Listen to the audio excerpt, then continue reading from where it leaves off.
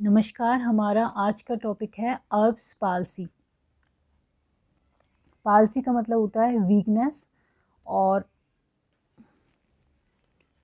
Palsy का मतलब है वीकनेस।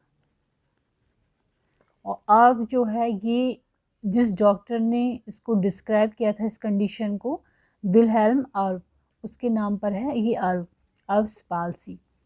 अर्ब पाल्सी को अर्ब डचेंस पाल्सी भी कहते हैं। पाल्सी मीन्स होता है weakness and loss of motion. Erb's palsy is a form of brachial plexus palsy. Neck में जो ब्रेकियल प्लेक्सस होता है वहाँ की जो नर्व्स होती हैं उनमें प्रॉब्लम होने की वजह से ये वीकनेस आती है, तो इसको ये क्या है, ब्रेकियल प्लेक्सस पाल्सी भी है। The brachial plexus is a network of nerves. ये क्या होता है, प्लेक्सस मीन्स नेटवर्क होता है नर्व्स का नियर द नेक, गर्दन के यहाँ पर, that give rise to all the nerves of the arm, जहाँ से आर्म के लिए नर्व्स निकलती हैं। तो ये ब्रेकियल प्लेक्सस जो होता है नर्व में होता है। और क्या होता है कि बच्चे की डिलीवरी के वक्त यदि प्रोलॉन्ग लेबर हो या बच्चे का साइज़ बड़ा हो तो क्या होता है, ये जो प्लेक्सस है वहाँ पर इंजरी हो जाती है, वहाँ पर प्रेशर पड़ता है। इसकी वजह से जो आर्म होता है वहाँ की नर्व अफेक्टेड होती है और आर्म की नर्व्स में वीकनेस आ जाती है। These nerves provide movement and feeling to the shoulder, arm, hand and fingers. तो ब्रेकियल प्लेक्सस की जो नर्व्स होती हैं ये क्या करती हैं, मूवमेंट देती हैं और फीलिंग देती हैं। कहाँ पर, शोल्डर में, आर्म में, हैंड में और फिंगर में। अब होता है कि कॉजेज़ क्या होते हैं, तो कॉजेज़ होते हैं brachial plexus stretches injuries in newborns usually occurs during a difficult delivery such as, difficult delivery जो होती है उसकी वजह से होती है, जैसे कि with a large baby, A breech presentation और ए प्रोलॉन्ग लेबर, लंबे टाइम तक लेबर चलता है तो उसमें ये स्ट्रेच इंजरीज हो जाती हैं ब्रेकियल प्लेक्सस में। इसी की वजह से जो आर्म और शोल्डर्स की नर्व्स हैं वहाँ पर आर्म और शोल्डर में वीकनेस आ जाती है और उसकी वजह से ही अर्ब्स पाल्सी होती है। नेक्स्ट होता है Erb's palsy is the most common birth related brachial plexus injury. About 50 to 60% जो होती हैं ये होती हैं birth related brachial plexus injuries. Next आता है टाइप ऑफ नर्व इंजरी।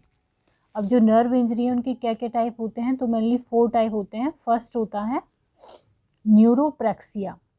न्यूरोप्रेक्सिया क्या है, a stretch injury that shocks but does not tear the nerves is the most common type. जो न्यूरोप्रेक्सिया होता है वो मोस्ट कॉमन टाइप होता है और ये स्ट्रेच इंजरी होती है जिसमें कि नर्व टीयर नहीं होती है, उसमें एक शॉक लगता है। तो ये तो हो गया न्यूरोप्रेक्सिया।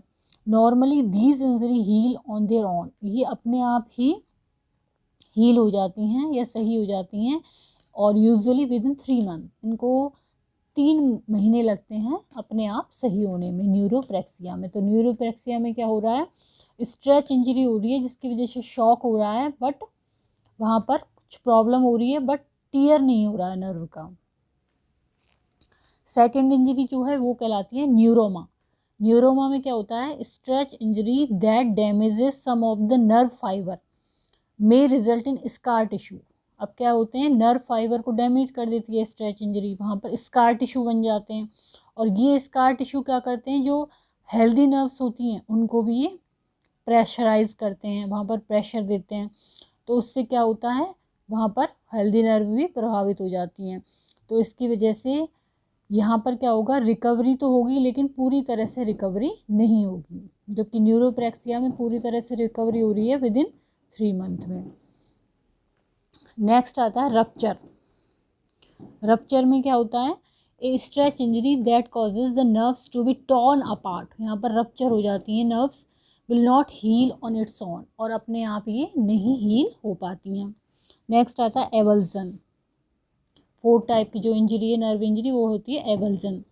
एवल्जन में क्या होता है, avulsion happens when the nerves is torn from the spinal cord. Nerves जो है वो स्पाइनल कॉर्ड से ही टॉर्न हो जाती हैं या टीयर हो जाती हैं। तो ये 4 तरह की नर्व इंजरी हैं, न्यूरोप्रैक्सिया, न्यूरोमा, रप्चर एंड एवल्जन। तो मोस्ट कॉमन जो पाई जाती है वो पाई जाती है न्यूरोप्रैक्सिया। 4 इंजरी जो नर्व इंजरी हैं वो हम रिपीट कर लेते हैं। तो न्यूरोप्रैक्सिया में क्या होता है, टीयर नहीं होता है और ये 3 महीने के अंदर अपने आप हील हो जाती है। न्यूरोमा में क्या होता है, स्कार टिश्यू बन जाते हैं, इंजरी होती है और ये टोटली पूरी तरह से रिकवर नहीं होती है। रप्चर में क्या होता है, टीयर हो जाती है नर्व और ये हील नहीं होती है। और एवल्जन में क्या होता है, ये स्पाइनल कॉर्ड से ही टीयर हो जाती है। कॉजेज़ में हमने पढ़ा था कि डिलीवरी के वक्त जो इसमें स्ट्रेच इंजरी होती है तो मेनली होती है C5, जो सर्वाइकल 5 और सर्वाइकल 6 है। सर्वाइकल 6 में नर्व रूट में it is the lesion of C5 and C6 nerve root, यहाँ पर इंजरी होती है।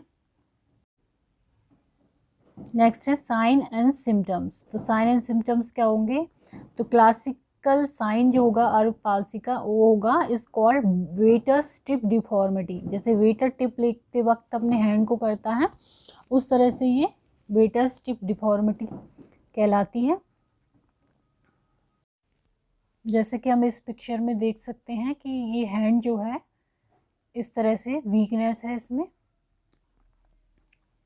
जो बॉडी से एक तरफ हटा हुआ हैंड है लंबा वाला, तो ये होता है अर्ब पाल्सी में। और ये वेटर टिप डिफॉर्मिटी भी इसीलिए कहलाती है कि इसमें हैंड का साइज इस तरह से है। तो साइन एंड सिम्टम्स में आ गया waiter's tip deformity, weakness in arm, loss of feeling in the arm and partial और total paralysis of the arm. Next आता है डायग्नोसिस कैसे करते हैं, तो X ray of the chest, MRI of the shoulder, CT scan and EMG and nerve conduction studies की जाती हैं, इनके द्वारा इसको पता लगाया जाता है। और एक जनरल जो हिस्ट्री होती है, हिस्ट्री क्या रही है, डिलीवरी की हिस्ट्री क्या रही है और फिजिकल एग्जामिनेशन, ये सब चीज़ इसमें डायग्नोसिस के लिए यूज़ की जाती हैं। नेक्स्ट आता है ट्रीटमेंट। तो ट्रीटमेंट जो मोस्ट कॉमन है वो होता है physical therapy. Most infant with brachial plexus birth palsy या फिर अर्ब palsy will recover, both movement भी रिकवर होती है उनकी and feeling in the affected arm भी उनकी रिकवर होती है, often with daily physical therapy and exercises. और सर्जिकल ट्रीटमेंट क्या होता है इसका, नर्व ग्राफ्ट होता है या फिर नर्व ट्रांसफ़र, तो ये होता है इसका सर्जिकल ट्रीटमेंट।